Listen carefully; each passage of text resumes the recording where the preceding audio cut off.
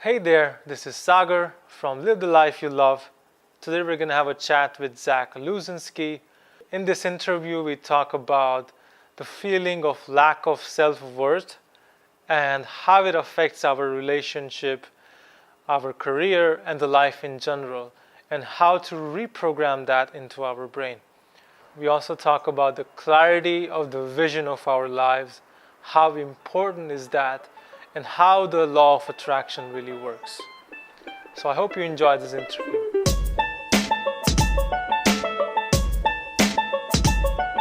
So how else would you describe yourself? I don't know. What I do professionally is I'm a mindset coach, Yeah. and that's how I like to describe myself. I'm a mindset coach for high performers, basically. And I have experience in entrepreneurship, built a couple companies, some worked, some didn't. Yeah. Been kind of a lifelong student, and yeah, this is what's working now. So now this is your state. How old are you? I am 27, 27. going on 28 in like 3 weeks, 4 weeks. Yeah. Yeah. So there you go. You are one of the examples who is living the life they want already in their 20s. And at your age, a lot of people might be struggling, and a lot of people would still be stuck at their career or relationship or something, right? hmm So if you go back in time a little bit, how did your journey start, and how old were you? Let's start at 20. Where were you when? Um, All right. So the journey for me starts when I was working my 9 to 5 job. Um, I had just gotten this job because there was this guy that what was job was it? speaking. So I was basically doing marketing Yeah. for a business consulting firm. And So how they old were basically you? taught other business owners how to run their business better, whether it was finance, management, Yeah. strategy, vision, whatever. The way that I got there was one day I was sitting in class in college, and then this speaker came in, Mhm. and then he delivered this really long speech, and I just really liked everything that he was talking about. I didn't really, I don't even really remember what he said, but I Yeah. just remember it resonated really well with me. He finished his lecture, he packs up his things, and he gets out. We go back to class, and I'm just like stirring inside. I'm like, I gotta talk to him. So I get up out of class, I run down the hall, I shake his hand, I introduce myself. I'm like, Dale, that was amazing. I would love to get coffee with you. Yeah. Can we talk more about business and That life was and when all this your stuff? age was. What's that? How old were you back then? I think I was like a sophomore in college, so whatever that age is. 19, 20, I So think. yeah, somewhere around there. Yeah. Um, And what did he say, if you remember? What inspired you back then? it was nothing specific. It was Yeah. just like what he was talking about with life, and it was just his lens on the world. That's what I really liked. Yeah. Can you And remember a particular thing from it? Not so nothing much. off Yeah. nothing off the top of my head, Okay. but there was a lot that was really good, Yeah. and it's all kinds of personal development stuff that everybody's hearing and reading now. I see. Like surround yourself with the right people, Yeah. and the 80-20 rule, and blah, just all those kinds of things. Yeah. So I met Dale, Yeah. and I was like, "Hey, can we talk?" A couple conversations later, he offers me a job, and I had offered to work for him for Yeah. free because I was Yeah. just like, yeah, this I would love to just live. I just love Yeah. to learn from you and anything I can do to be around your brain. And Around your then brain. Uh-huh. he said, I don't believe in having people work for me for free. He Mhm. paid me more than all my friends, and then I started working for him. Mhm. And yeah, so then I started working there at the business consulting firm, and I'm getting all these Yeah. business ideas and learning all these cool theories that their clients are paying $2,000 a month just to get access to. So I'm I like see. soaking up all this business knowledge, Yeah. and the whole time, like one of my deeper desires was I always wanted to like run my own business. Yeah. So while we're doing all that, um, we start doing side businesses, and I'm very open with Dale, like my boss, about it Yeah. because I mean he was fantastic, and he wanted nothing but success for me on every single level. And I remember the day when he offered me a full-time job when I was like graduating out of college. He goes, yeah, here, I'd love to give you a full-time position. And I like agonized over it for a couple of days because I didn't know what to tell him. And finally I walked into his office and I said, Dale, I want a job. I really want to take the job, but I can't do it with a clear conscience because eventually I'm going to start my own business. Oh. And he like smiled and he was like, that's exactly why I want to hire you. Oh. Because you have that tenacity. And where I thought it was going to be this huge thing where, oh no, like the employee is going to go run off and start his own business. Like that was the main thing that attracted him to me was my entrepreneurial mindset. So that happens. And then the story continues where then I started just basically applying a lot of the stuff that I learned there, a lot of the stuff that I was reading in the books, listening to on like interviews or they weren't podcasts yet, but all this kind of stuff. And I just started applying it. So then I started a sandals company. I had a t-shirt company. I had a sunglasses company. I did all the different stuff. And I really liked the journey that entrepreneurship teaches you. It teaches you a tremendous amount about yourself. And I always really, really liked it. And yeah, so we started a bunch of businesses. Most of them failed like instantaneously or like Why do you lasted. think they failed? Just because we didn't know what the hell we were doing yet. Like every entrepreneur I've ever met, they're like, all right, well, I have this idea for a t-shirt company. And then they try that and then they realize they can't make any money in t-shirts. And then they go, okay, well, I'm going to start a web design company. I'll just make websites for people. And then they have a hard time making money in that. And then it's like, whoa, okay, then I'll do a web hosting business. There we go. I know. I'll do affiliate marketing. And then they try all the different little ventures until they start How did you finding feel when you hit your first failure? Was it a big issue, or you already knew intellectually that it was unavoidable? You know, I don't think I like took it as serious as all my other colleagues. Like even I could even see it like the way I would show up in school. Is like my other friends, they'd be studying for like hours and hours on end, and they'd go to the library for 2 days beforehand, and they just would like pound the books for like 48 hours. And I was that guy that like an hour before the test, I'd be like talking to everybody and be like, hey, what do you think about this? What do you think about that? Oh, does this make sense? And as long as I could have a conversation about it, to me, it meant that I knew it. And then, and then I would just go in and I made it through school. So I always had I don't know, I just didn't make it that big of a deal. Like I didn't stake my whole identity on whether the idea worked or not. And in doing that, I think that's kind of one of the reasons I was willing to be so audacious and just try a bunch of stuff.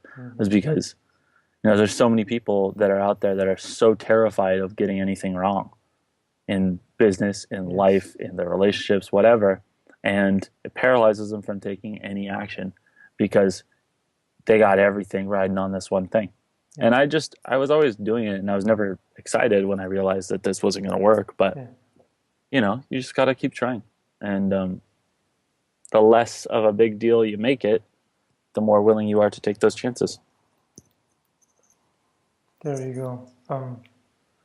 So you started some companies and you failed, and you started more companies. And the important thing is that you kept moving forward, following whatever came in your head, whatever came in your heart, and you didn't give a shit about failures, and that's the main important thing. You put it correctly. A lot of people are just scared of even starting anything at all in the first place. They're just scared of starting.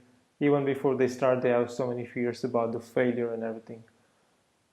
From one of your clients, first, have you ever, of course I think you did, but in your mindset coaching experience, when clients come to you with this kind of problem, what do you tell them? Or if you think that all the answers are within every person, right? And in the end, what do they come up with? Well, it's kind of case by case. Yeah. So usually I mean, usually the problem is either like them not actually trying, like someone that's a total entrepreneur that's like, oh yeah, I really want to start a business one day, and yeah, I just finished this online course about this thing, and they're not trying Online anything, course, yeah.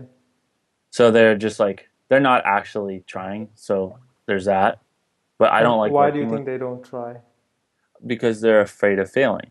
So for them, I Yeah. would say like probably one of the best things that they can do is accept that the first 10 businesses that they're going to start are going to fail. So just get them out of the way now. First 10. This is like a rule, right? First 9 or 10 things, whatever you start something new, you're going to fail and wait for the 11th. Well, to me, it's more about trivializing the failure, because the failure is never really a failure. It's just a roadblock that you didn't know how to get through.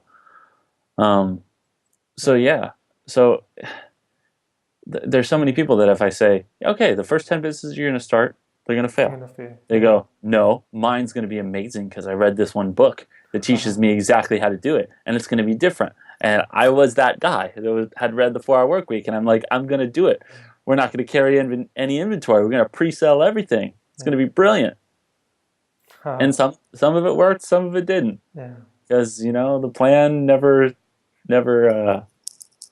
survived like the first actual part of where you get into the battle. Yeah. And yeah, it's like there's so many people that if I'm like, okay, the first 10 that you're gonna start, they're gonna fail, but the 11th one, that one's gonna work. Yeah. Do you know how many people won't do it because they can't get it right the first time? Yeah. Like, and there's a much smaller section of people that are like, all right, cool, well, let me just crank through these really quick. Yeah, let me just make 10 businesses together, start 10 business, let them all fail and start 11th, There And are only a few, yeah, yeah, and some people knock it out of the park first time, and I don't want to set a limit on anyone. yeah, But I'm just saying, if you view it through that lens, and then it just becomes, okay, here's a thing I tried that worked or doesn't work. yeah. There's no the giant identity or belief about yourself getting thrown onto this that can trip you up a lot. So So the original question you asked me is like, how do people get stuck on this? It's like one, they're not actually trying. Yeah. They're not actually willing to make it work or have it not work. Mm-hmm. And then the other thing is they just got something going on where they have like their neurology is not lining up with their gut feelings. Basically, they have survival patterning going on in their brain that worked a long time ago and no longer is working. So it's like either, yeah, they have like a subconscious block, or they're just not really trying. So it's important to at least try, right? And expect a failure, and even though you know that it's gonna fail, you go forward. That's the part of the adventure. Yeah, I mean, just be willing for it to not work out without you staking like a big sense of your self-worth on it. Yeah, that's something really important. What you just said, self-worth, right? And I feel like that's a big problem that some of the people are really good at, making, I wouldn't say making sure, but they know their self-worth. They don't need external validation. They fail, they get rejected, and they will still continue and they will keep pushing forward. But a lot of people, they struggle at the point of self-worth. And that is, I think, the main problem why their relationships sometimes don't work, and why they're, even if it works, they are stuck in a relationship where they are giving away too much. They are either stuck in a job where they are giving away too much because they don't value themselves enough. They don't go and start a business because they don't value themselves, or they don't have credit for themselves that they can actually do it. They actually believe that they can't. Mm-hmm. And that's something, it hits me, and it makes me cry for those people, because I'm like, what one man can do, another man can do, right? It's only the question of whether you really believe in yourself or not. And as a mindset coach, what do you think about it? How can we get through it? Well, if you give me an example of someone, uh, it's kind of tough for me because Uh, I like working one on one. yeah. So if you give me like a more of a specific person, Take the me, take me. We had a session last time, and I was jealous of my friend as the girl that I was interested in was attracted to him and not to me, and that was kind of a history like 10, 15 years ago for me, right? But now you remember what happened, and can you describe it in your own words with the approach of a mindset coach? Is it a really complicated question or not? First thing. yeah, yeah, a little bit. So you were Yeah. talking about how do you handle like the jealousy? Yeah, the main belief is that I'm not good enough, right? That's the Okay. main belief that I'm not worthy of, or we perceive ourselves as not worthy. hmm Yeah. So usually what happens is at one point in time we did that. We took that belief on because it worked really, really well. So let's say, for example, um, yeah, let's say, for example, with this one, with you being jealous Yeah, of your friend, yeah, perhaps a long, long time ago, you getting jealous at someone else getting something was a really, really positive solution. Like, say, let's say, as a baby, you're sitting there, yeah. and I don't know if you have a brother, but we'll imagine that you had a brother, and let's say your brother had this really shiny toy that you wanted, and you really, really wanted to play with it. So you got jealous and you threw a temper tantrum. And then, what do you know? Mom came in and then grabbed the toy from your brother and gave it to you. Like that strategy works really, really well for a 3 year old. And what Crying hap- and yeah, and what happens is that that's that's what gets locked into your like caveman instincts. So it's basically like as much as you want to analyze it and think about how, um, like why you shouldn't be jealous and blah blah blah blah blah and all that stuff's going, yeah, the little part of you that's the 3 year old that wants a shiny toy, yeah, like that part of you fires off in your brain, and until you go back and like look at that patterning that you got and change the way that you feel about that, yeah, and it's gonna keep firing off. It's no different than like the Einstein and the caveman analogy I give all the time. Now you got half of your brain that's works like Einstein, half works like a caveman. yeah, And if there's a loud bang and you see Einstein and a caveman in front of you, and the caveman sprints off into the distance yeah, because he's scared shitless that he's going to die, yeah. I mean, would you be more interested in hanging out with Einstein and like analyzing the situation and helping him come up with his theory for why that loud crash and why there's a Yeah, growling right around the corner? yeah, Or are you like out with the caveman? So that's what's going on your gut level. So this, yeah, like I see this stuff holding people back all the time. Like one of my clients, though. I mean, one of them that was he had an I'm not enough thing, and because of that, he didn't go on a single date for 2 years. yeah, yeah, He's a good looking dude. He's like running a business. He's making okay money, not like amazing money, but he's doing okay. And yeah, he just didn't feel like enough. Then we did like one session where we changed the way that, the younger part of him felt about that. And then what do you know? Call him 3 weeks later, he's gone on 7 dates. And then he gets a girlfriend, a couple weeks later, and they're traveling around the world. And I just missed them in New Zealand, but there was nothing smart. There was nothing about that situation where I was like more intelligent than him. I was just like an IT nerd for his brain. And I was like, dude, here, you got this error message. I know how to fix it. And then once you change that, it just works. It's a So, lot like reprogramming your brain. Um, yeah. and looking at some of the memories and changing the perspective about that memory. So Yeah. that doesn't trigger the caveman and flight or fly or fight or flight mode. Yeah. Yeah. I mean, the story I give all the time to help explain that is it's like the story of me when I was a little kid. Yeah. I watched this movie when I was like 10. It's called Leprechaun. And there's this one scene in the movie. It's about this like killer leprechaun where there's like this black hallway with an open spot for the door, Yeah. and then the leprechaun jumps out and like starts stabbing everybody with a knife or whatever. And I was 10 when I saw it. It scared the living shit out of me. So then I'm like in high school. My parents they would leave their door open, and they swear it looked just like the movie. Yeah.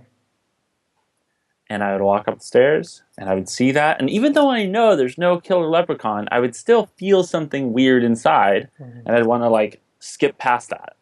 And I would just like quick step past that door. You know, I'm in high school. Like I know there's no leprechaun. There's not even a shred of possibility that there's a leprechaun there. But for some reason, I would just feel weirded out by it. And then this is when everything changed, was when I went back as an adult, and through my adult eyes, I saw the same movie. And then I could see the special effects were terrible. I could see how horrible the writing was. You could see like the animatronic leg of the leprechaun, and it became like more funny. It just kind of like lost its scare factor. Yeah. And then like I'm not afraid of leprechauns or empty doors anymore. But the thing is, with a lot of people, their leprechauns are a stable relationship.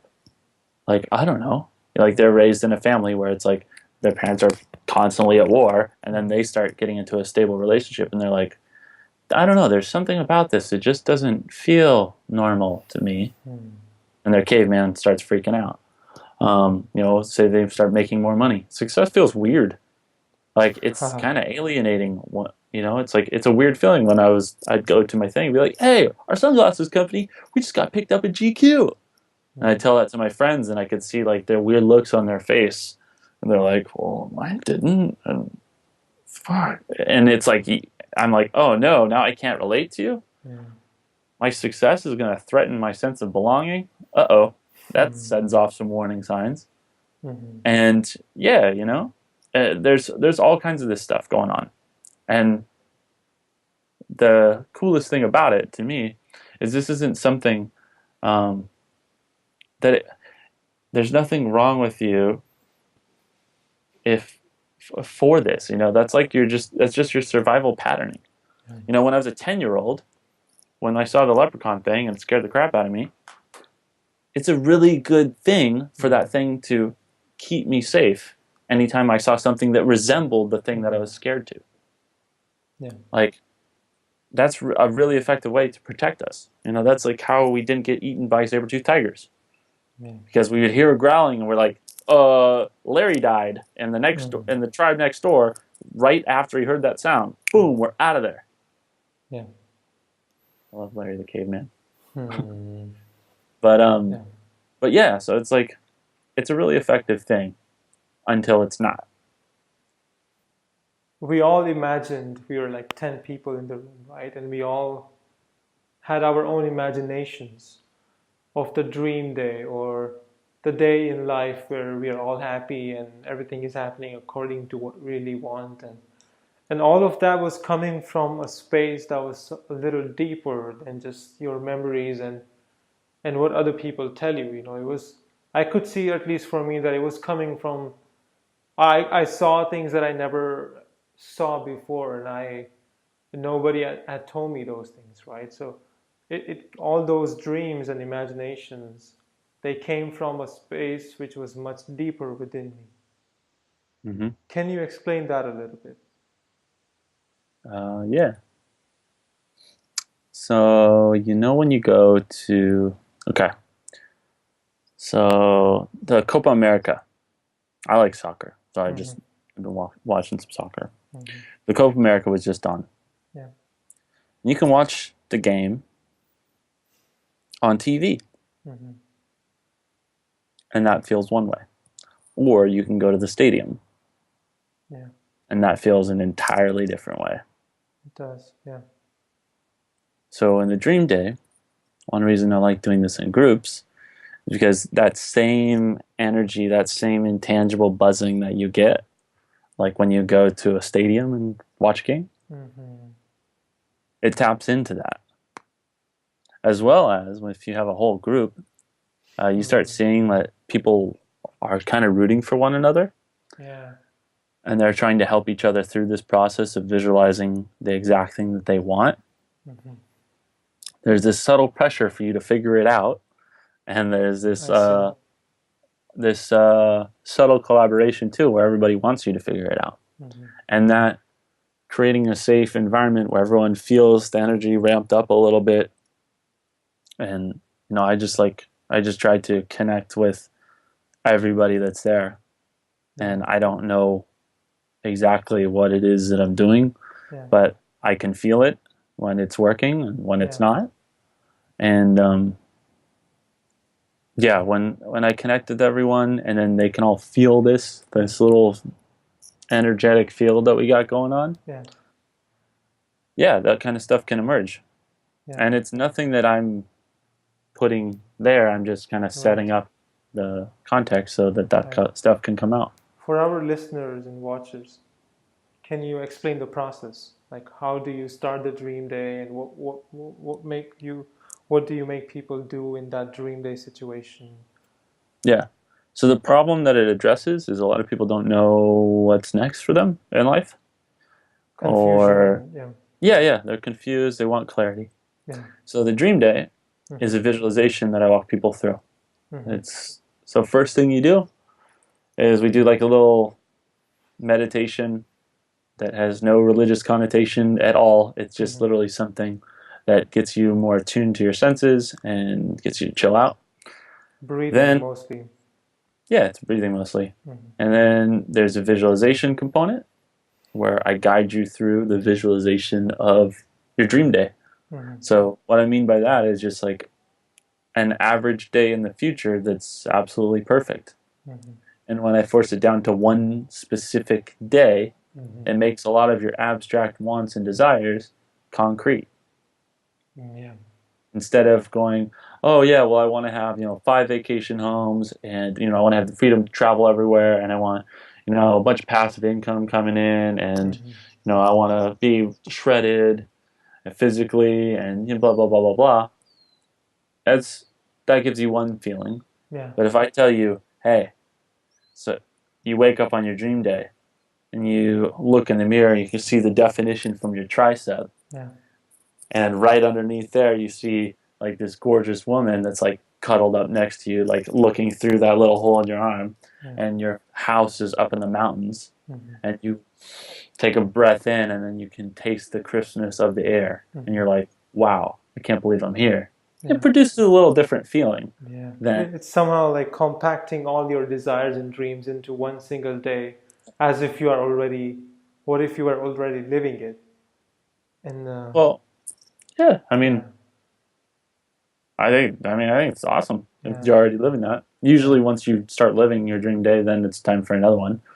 Now, as in you in your visualization, I'm just simplifying the way you describe it, right? Sometimes we have a lot of desires and dreams, and I want a car, or I want to do something important in life for other people.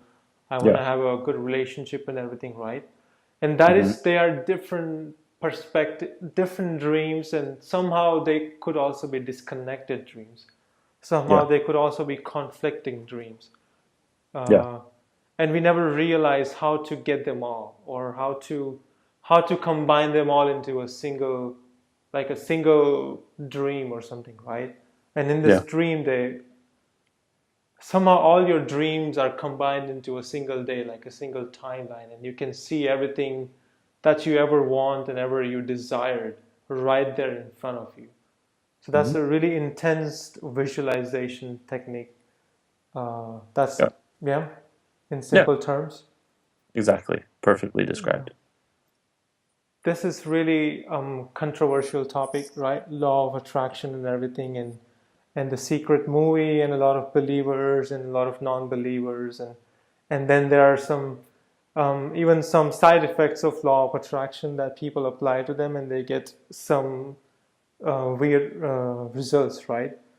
Um, for you in your life, do you, first question, do you believe in the law of attraction? And in your own terms, it doesn't have to be the general definition. In your own terms. Yes, I believe in it, but Yes. there's a but. Yes. But I think it's a little bit more complicated, Yeah. and I'll leave it cryptic and abstract like that because that's too long of a conversation to go into and Yeah. too much uncertainty to put in front of your listeners. And then what was the second part of the question? So why I asked this question is because visualization is basically trying to apply law of attraction, isn't it? Mm-hmm. Right? Yeah. And so if you go from that perspective, how does this visualize? Yeah, the better question is, okay, now I understand that we are visualizing and we are into this dream date situation, but how does that affect your psyche uh, in order to actually have all of those things that you just dreamed or visualized? Got it. Yeah, it helps because then you actually know when you're there.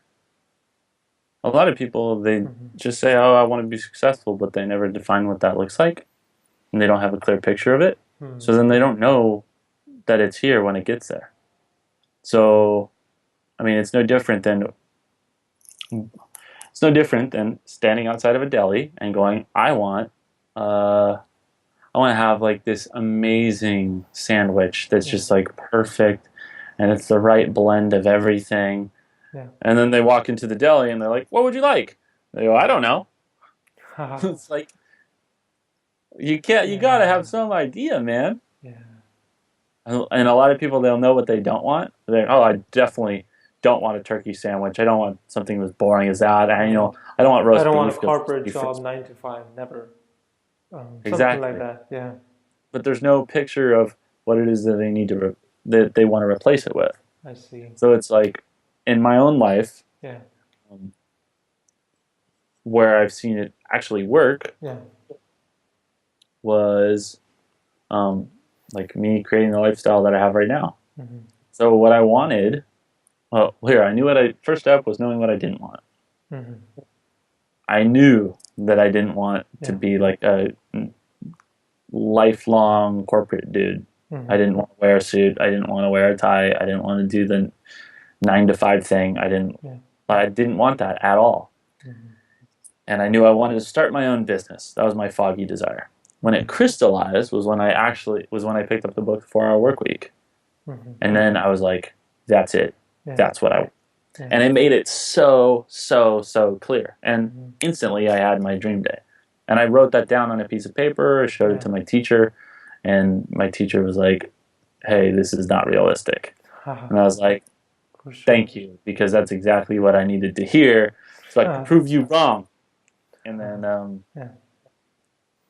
and then I had like that really, really crisp, clear vision that I was focused on. And I mean, it took years for it to come to fruition, but I always had that clear picture and I was always like kind of creating that reality. Mm-hmm.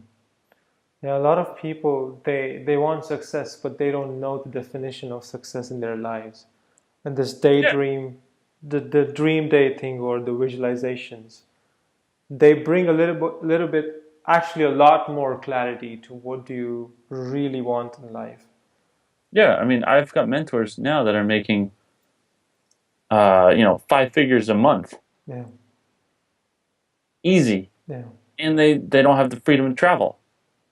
mm-hmm. Yeah, And they're like, yeah, one day I'd love to travel.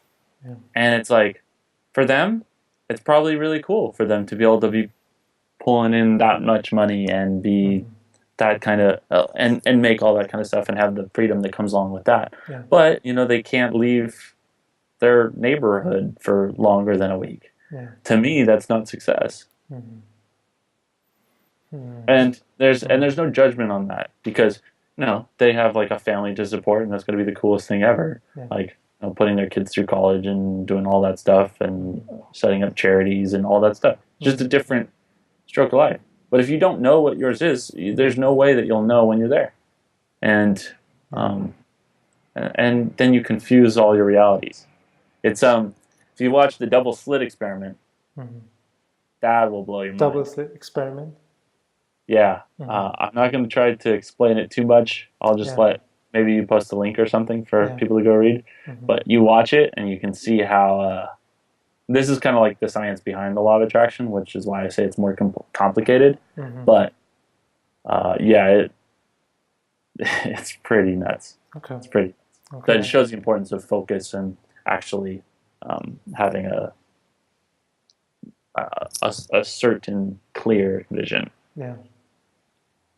So what's your clear vision?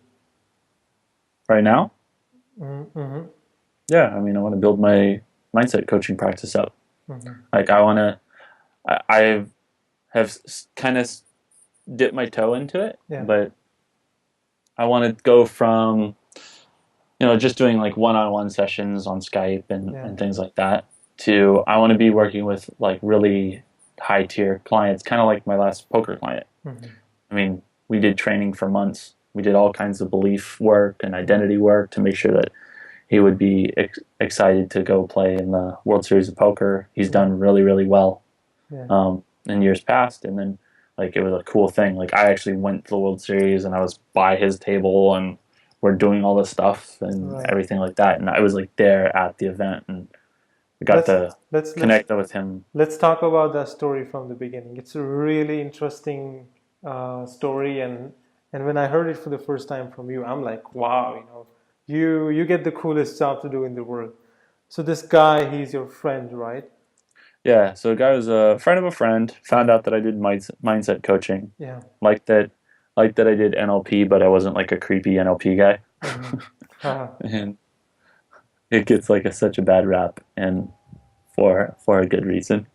But anyway, we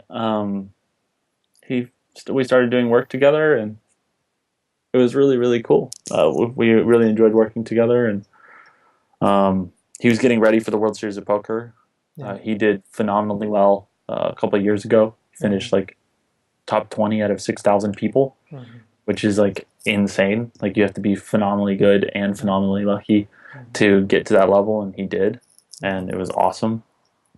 And so this guy is a poker player, and he needed your help for coaching his own mindset in order to win more of the money. And, he didn't need coaching. He just wanted. Nobody needs coaching. It's just something that you choose that you want to have. And then I was in New Zealand at the time, and I was freaking out about, because I'd worked like 4 or 5 days that month, and I felt like just such a loser for like doing all that. I'm like telling myself, this was supposed to be a working vacation, you weren't supposed to be checked out this much, and all you're doing is traveling and not doing anything, blah blah blah blah blah.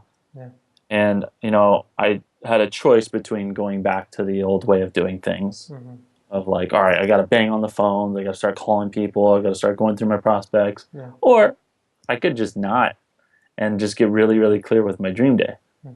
And now I'm starting to figure out how things can just kind of manifest out of nowhere.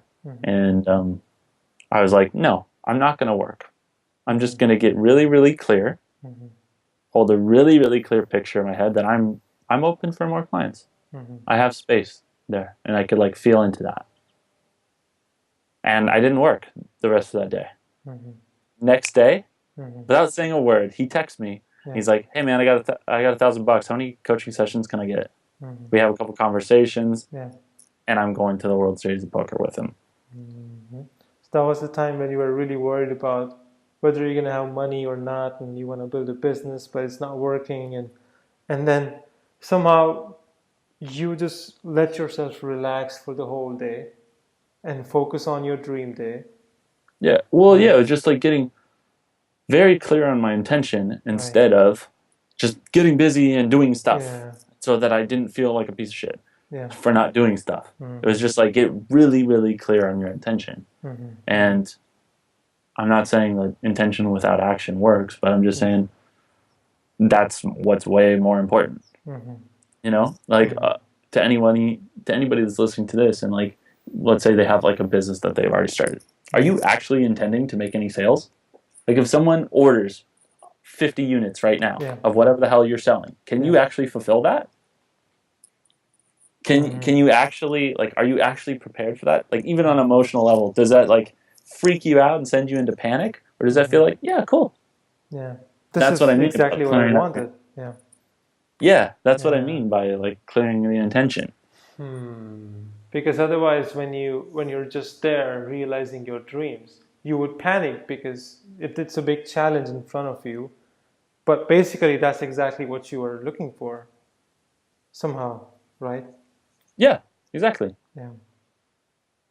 Yeah, I mean, and you got to do the actions. You know, I mean, I remember with the sunglasses company, Yeah. we were selling stuff, and it was crazy. You know, we'd sell stuff online, and then we'd drive over to my friend's house, and then we'd pack everything up, and then we'd like slap the labels on, and then we have like this car full of little boxes with all the sunglasses in there, and then we'd go there, we'd ship everything out, and then I was just like, this is fucking crazy. This is not how businesses work. What the hell are we doing? Yeah.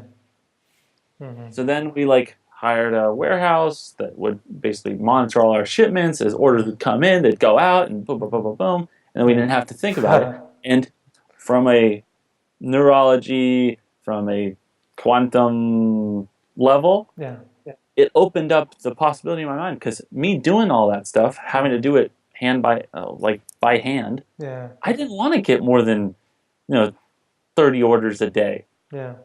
Even I 30 is didn't a want it lot. because, and there was an invisible cap that I was putting on it. Then we got the warehouse. What do you know? Like 2 months later, we had a $40,000 month selling $150 sunglasses. Like, there's no cap. So like I had to do all that things in physical reality, but the expanded, but I removed the invisible cap, and I didn't realize I had done it until afterwards. Yeah. Very important. Yeah. What is the definition of success for you? For me, it's freedom. I'm bored.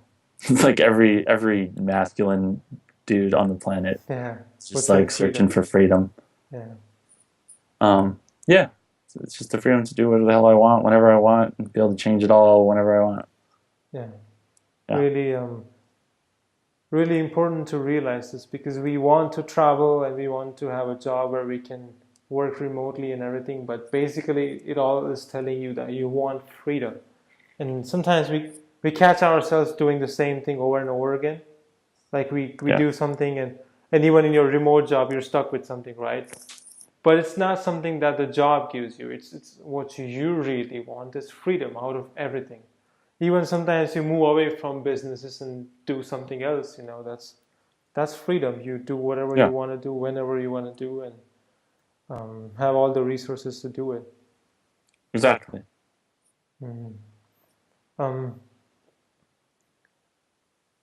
If you had the power to change something in the world with a single clap, what would you change? Everybody would feel like they're good enough. Really profound. And why would you say that? Because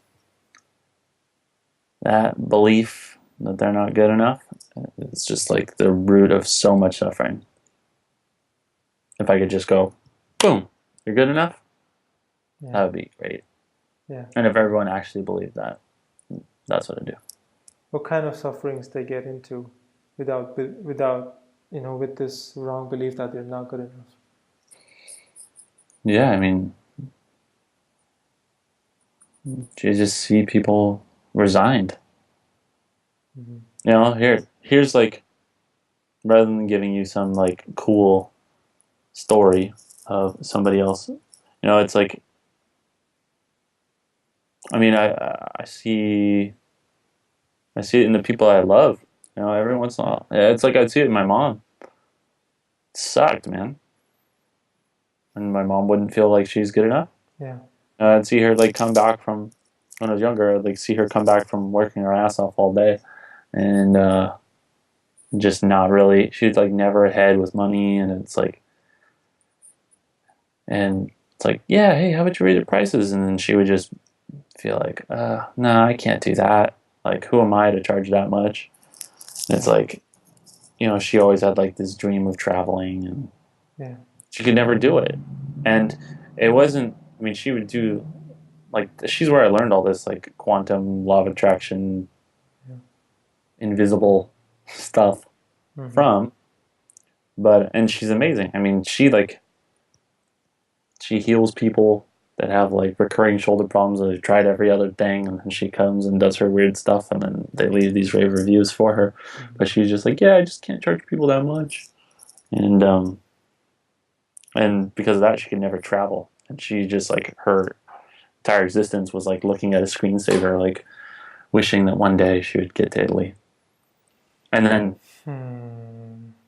we were lucky in the past past year. She actually got to go spend. We all went and spent like a month there, and that was pretty cool. Yeah, and like I saw her like walking around, and she's like smiling like she's a little kid on her birthday, and she's just walking into these restaurants, just smelling, just so she can, and just that's even enough for her too. And it's like, I mean, seeing my mom, it's like she felt so good to be there and to have us there and have that like European family vacation that we'd always wanted. And in those moments, she felt like enough. And it's like, it doesn't matter whether or not they're traveling or whatever, but if everybody felt like they were enough, like the world would be an awesome, awesome place. What would happen? A lot of suffering would go away. And then we could just focus on some of the other more solvable problems. Yeah. I agree with you completely. I feel like a lot of us are suffering and even addicted, right? We are addicted to pain and adventurous relationships in a way that because we have this belief that we're not good enough, we waste a hell lot of time in our lives, right? Which if the whole humanity could really accept themselves and love themselves as they are, then we would have never any problems with this climate change and pollution, and we would already be solving those problems, and they would already be solved, and we would be somewhere in some other galaxies, you know. If 7 billion people believe that they're good enough and they always did something creative, productive stuff, that's like heaven on earth, you know. Yeah. I mean, it's like a lot of people say that the root of all evil is the lack of money. It's like, well, why is there a lack? Because it's not enough. AKA, you're not good enough.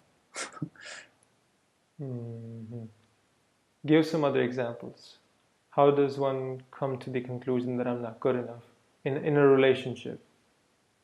In a relationship? Yeah. This person is too. Yeah, it's like if say the person you're with is like amazing. Yeah. And they're too nice. Yeah. You'll just be like, well, I'm not good enough. I don't deserve this. And then you'll sabotage the relationship. Yeah.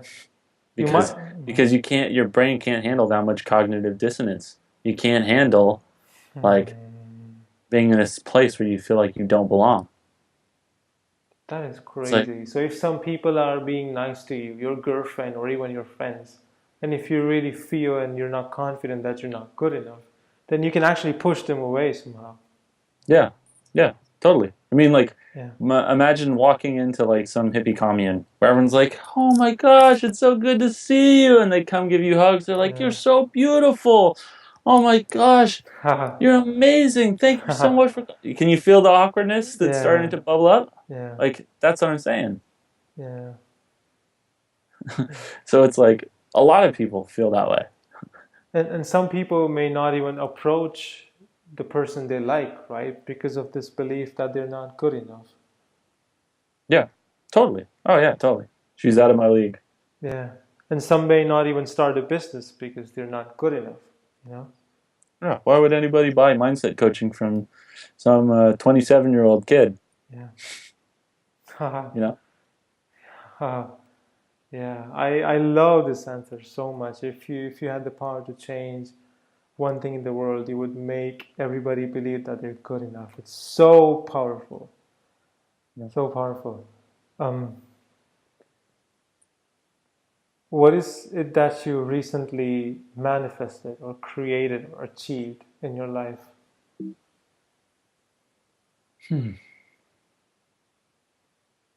I mean, you would just want one? um, The most interesting one.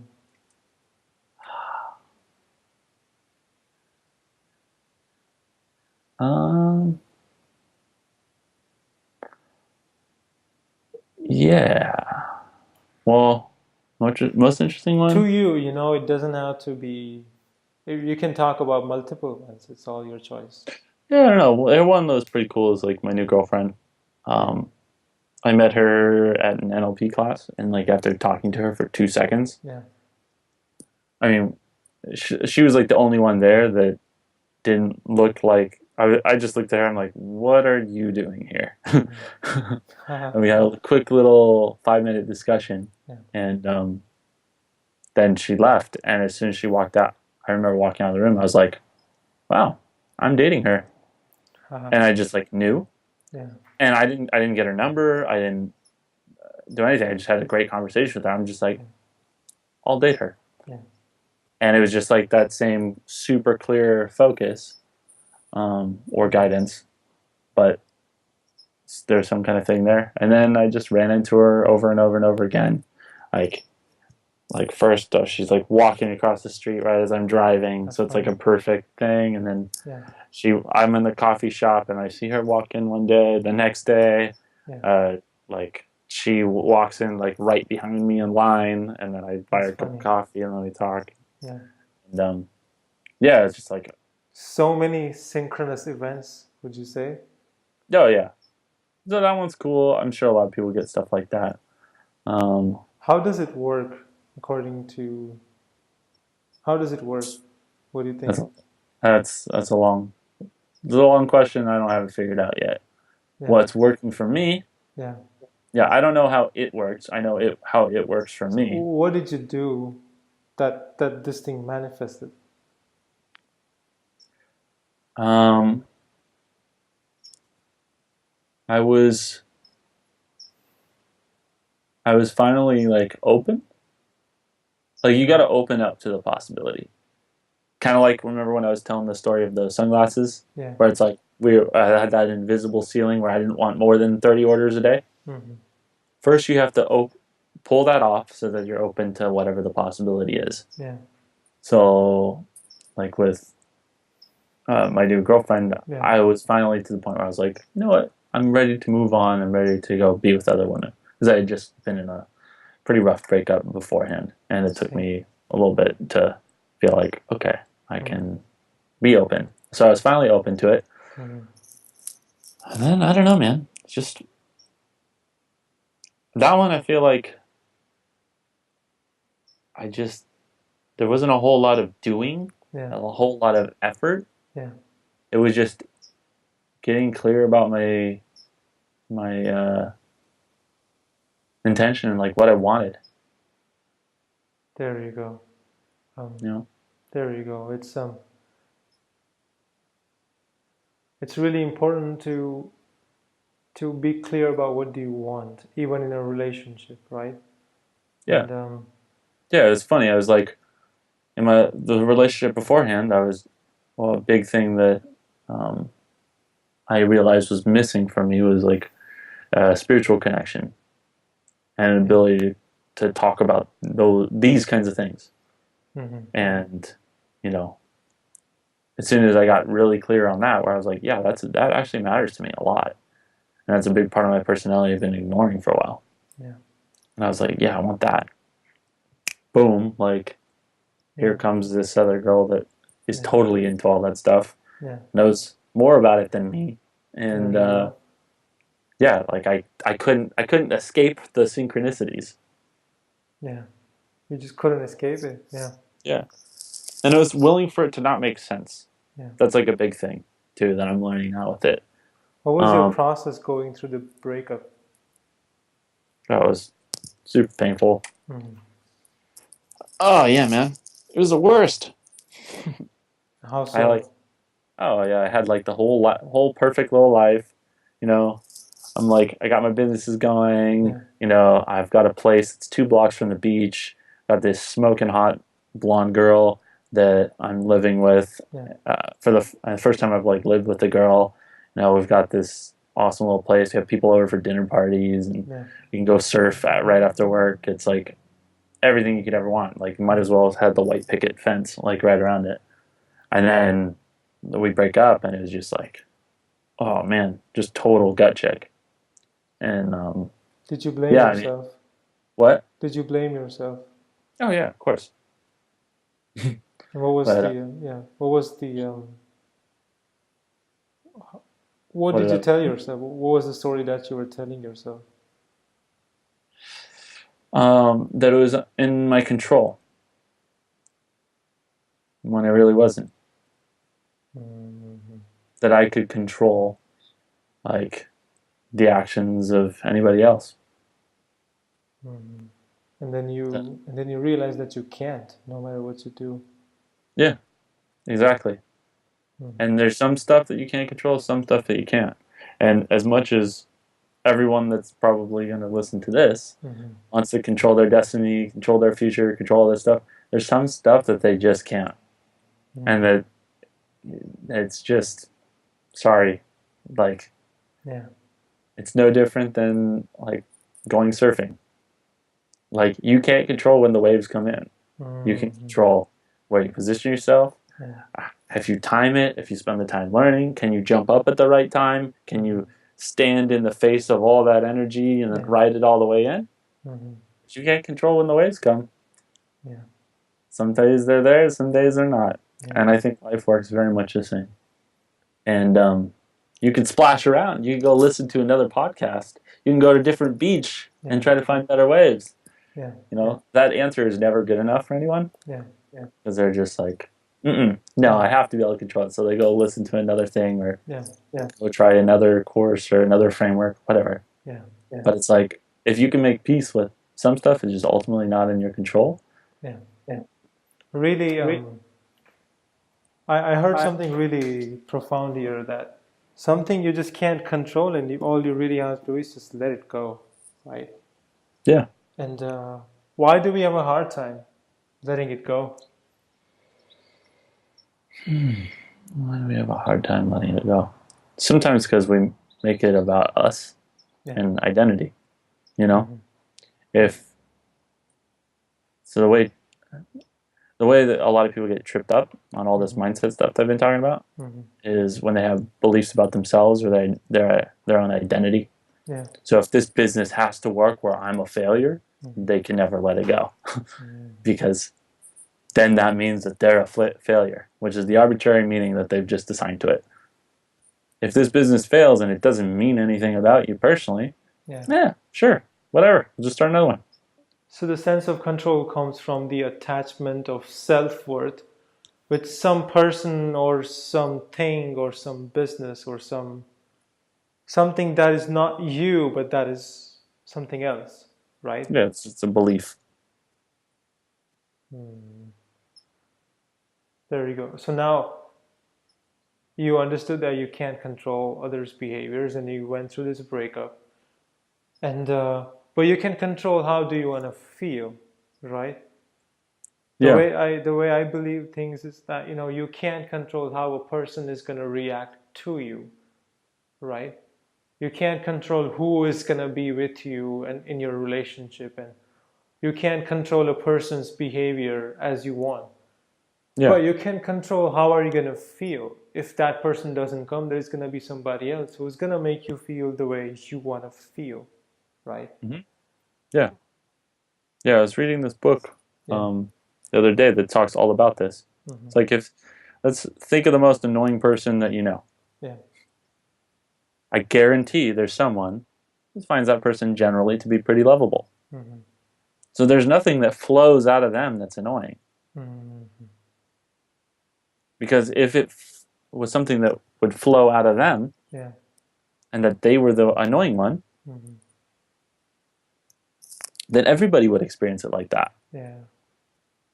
It's just your experience, and it's your own personal experience that somebody's annoying you, or somebody's hurting you, right? Yeah. Or somebody's loving you. If somebody's showing you some love, it's still somehow a manifestation of what is within you. Would you say that? Yeah. I mean, everybody's a reflection. Hmm. Like anytime I look at someone and they piss me off, that's a hint of Yeah. an unhealed part of myself. Yeah. Like I see this with CEO clients all the time. It'll drive them insane if anybody is slow in traffic. Yeah. And the reason that it drives them insane if someone's like driving slowly in front of them Hmm. is because there's some part of them that's not allowed to feel that way. They're not allowed to feel Hmm. slow. They're not allowed to drag their feet in life, so why should they? And it's a reminder of like a pain that they have to deal with all the time. That's what they're mad at. Teal Swan has a really good video on that. Hmm. Teal Swan. Yeah. So what is that one thing that you would find true, um, but most people in the world would disagree with? Mm,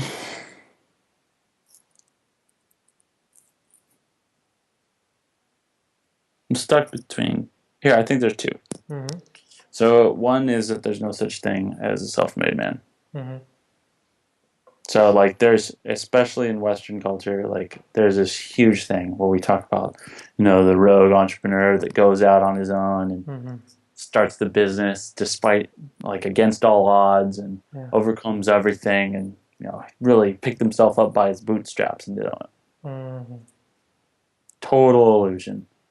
Total illusion. It's just so romantic and it makes for good movies, but it's not at all what happens.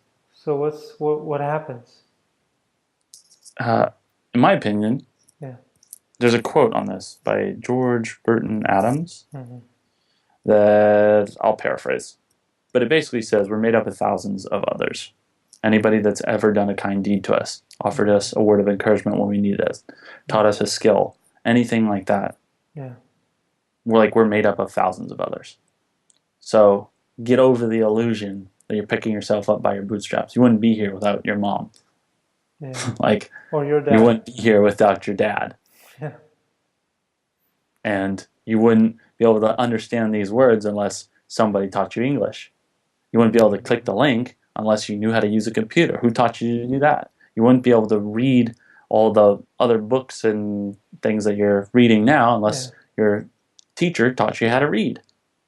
It's like all these people Hmm. contribute to us. And for us to be so arrogant to think that we're the only ones, Yeah. it's ridiculous. And it's harmful. Because It is one of hard the for. biggest things that Hmm. helped us in all of our businesses, which I think my business partner for pushing, which was brilliant, was we set up like a board of mentors. So anytime we got stuck, we had 20 people that we could call. Just be like, hey, have you been stuck and had this problem in business? And we just keep going down the list, keep calling, and then we'd get unstuck. It was amazing. And it worked every time. Hmm. And we just go until we got stuck again. Hmm. And so many people think that they got to go figure everything out by themselves. And it's crazy. Really powerful. Please say that quote again. Here, if you want, I'll like pull it up so it's actually right.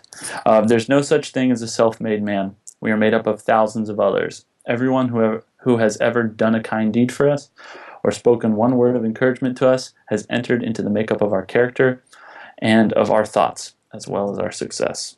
And this quote is by. George Burton Adams. Really powerful. Really Yeah. powerful. what is the three questions that everybody in their 20s should be asking themselves? Is this in my control? First question, is this under my control or not? Mm-hmm. How would you know? I don't know. You just know if something's under your control or not. For me, at least, one of my mentors. Yeah. Every time I get frustrated about anything, or uh, whatever, I just call him. That's the first thing he'd always ask me. Mm-hmm. So is this under your control or not? Mm-hmm. And then every time I say no, he'd be like, yeah, there's nothing you can do. there's a feeling, right? There's always the mind saying, oh, this is under my control, but there's this feeling that you can't ignore, which will tell you whether you can or you cannot. Yeah. Mm-hmm. It's like here, like this podcast. Mm-hmm. Is it in your control whether or not this is good for your listeners? Is it in your control whether or not they like it? No. Is it under your control in how you prepare yourself, how you show up, the energy you bring to the questions? All that stuff's in your control. Yeah. Focus on that stuff. You can't control all the other things. And see how that alone makes you feel a little bit more empowered? Yeah. That's what I'm saying. So that's the first question. Yeah. Second question is, am I being kind to myself? I don't know how much damage I have done to myself over the years, trying to be perfect in every single way. This is something I'm learning a lot now. My girlfriend is really into mindfulness, and she's really good at it. And yeah, it's pretty crazy because there's so many messages out there for it. It's like, you gotta crush it, dominate, stop being a pussy, like just fucking do it, like crush it, annihilate it, beat yourself up so bad you don't need sleep, which sounds great, and just like masculine energy just loves that shit. But when you get in a fight with yourself, who wins? Even if you win the fight of shaming yourself, like shame is never a good thing. It just leads down dark paths and dark corridors. And I think it's one of the reasons why so many people are just like stuck being entrepreneurs. Because they're so hard on themselves. And then we have this whole culture that says, unless you're eating top ramen, going to sleep at 4 a.m, waking up at 5, doing your morning routine, doing your meditation, doing your visualization, revisiting all your goals, running 7 different businesses, and maintaining a balanced life throughout all of it, then you're a total failure. And it's like, that does not set you up to succeed at all. Yeah, it doesn't. It's impossible. And I deal with like the emotional frustrations of that. Yeah. And once you start showing people that they're doing great, and that's another big job of a coach, is balancing between being candid and being honest with being very like kind and supportive. Yeah. When you can do both of those for someone, it's amazing. When it's like people come in with this huge story of all the things that they're not doing right, and then I'm just like, well, are those in your control, and are those like really? Yeah. Do those matter? Yeah. And they're like, yeah, no, they really don't. But so I just you feel get like a lot of entrepreneurs as your clients, right? Yeah. Business people. Yeah. And that is the main thing that they do, is they don't be kind to themselves. They're so hard on, and they try to control everything, and they're just so hard on, and they're like, we are entrepreneurs, and that's why we work 80 hours a week, but that's bullshit. You hear that belief? We are entrepreneurs. We work 80 hours a week. Yeah. That's why beliefs are kind of like the key to everything. But you got to have the right skills to work with them. You can't just be like, get over it. No. It takes time, and that's why we have coaches and therapists and everything, right? And so what is the third question? Am I forcing it to make sense? Am I forcing it to make sense? What a powerful question. Explain that a little bit. Give an example if you can.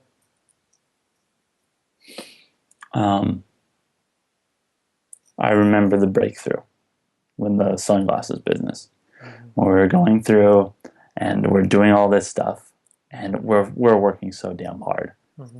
You know, we're trying literally everything we can.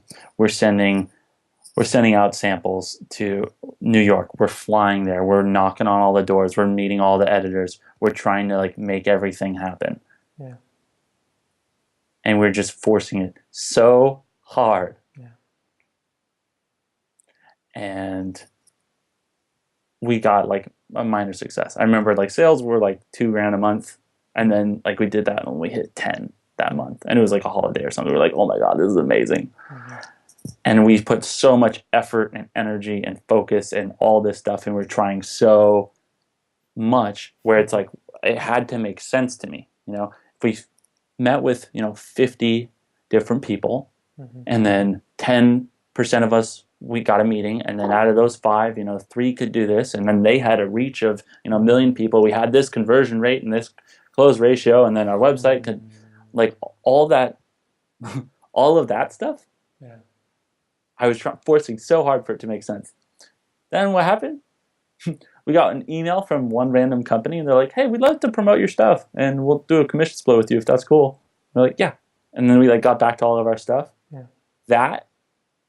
That was one thing that we ended up making more money from that just one simple email than like all the other stuff that we were trying to do. Yeah. So it's like, what do you think about making it happen? I think you can make the things that you can control happen, and there's other things that you can't. I mean, go tell a surfer, "Hey, make that wave happen." He could get all psyched up. He could start splashing around in the waves. Be like, "Yeah, I'm gonna do it. I'm gonna do it. I'm gonna do it." But you know what? Willpower ain't gonna make the wave work. And in the same way, in entrepreneurship, what do you think?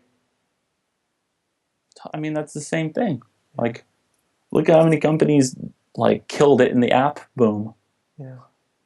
It's like, I mean, look at it. It's ridiculous. They're not making any money. They just have a ton of users, and they're valued at, they get these insane valuations. Yeah. Like, it's crazy. They just were riding the wave at the right time. So for me, it's more about being sensitive and can you start seeing those waves coming? You develop your vision of being able to see that and anticipate that before it happens, instead of trying to make a wave. Yeah. Really powerful. See what is already going to be successful and work on that. Yeah. And if you don't like surfing, get the hell out of the water and go find some other metaphor that works for you.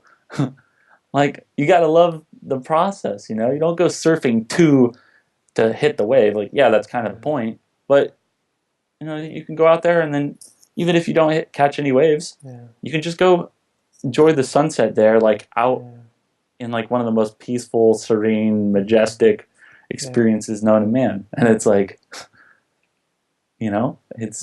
that's the point. The waves, they're just kind of the cherry on top, which, I noticed to be a pretty cool metaphor towards business. But no one wants to hear that. No one wants to hear that because that means there's some stuff is just like out of your hands. And it doesn't matter how many of these tapes or how many of these podcasts or courses or spirituality tells you that, right? If you and I'm not just saying use that as an excuse not to do anything, but focus on what you can control. The stuff that you can't, let it go. I got a really important question, but I'm not sure if you have time. What is your spirituality? Weird. I'll just leave it at that. Yeah. Okay. No religion. I'm really interested in quantum physics, and cool places to start for spirituality. I like Teal Swan. I like Infinite Waters. I like Abraham Hicks. Those are good places to start, and those are all like YouTube channels that are awesome. What do you believe? Believe about what? About the world. I believe that most people are generally good people and they're trying their best to figure stuff out. I believe that most people want to help you. They just don't know how. I believe, yeah, I mean, those are main ones. Yeah. Really profound. I think we got a lot of value in this podcast. I will have to edit a lot, cuts and pieces, bits, and some fuck ups of mine, and some repetitions, but I think I have so much from you, especially some answers like the last answer. It was so perfect. I'm like, this is exactly what I believe, and this is exactly what everybody needs to listen to and believe as well. And also the question, what would you change in the world? It was so nice. 3 questions you said about what they should be asking themselves really connects with especially the entrepreneurs and what they do and how they try to make things happen. And it was so perfect. Zach, I can't thank you enough. I'm not sure how good of an interviewer I am. I'm just in the same way I'm trying to help the world, not sure how to do it perfectly, right? But thank you for this. Of course, glad to do it. Yeah. All right, man. So I'll catch up with you some other time. I will. I'll do the same. I got a call with Mr. Andrew Farabee in 20 minutes. I gotta go run off too. And that is for? Just say hi. Okay. We haven't talked in a while. Yeah. All right. See you. See you when I see you. Thank you so much for watching. If you would like to get in touch with Zach, his website is in the description. If you like this video, please like, subscribe, share this video with your friends. It really helps me. So I'll see you next time. Live the life you love.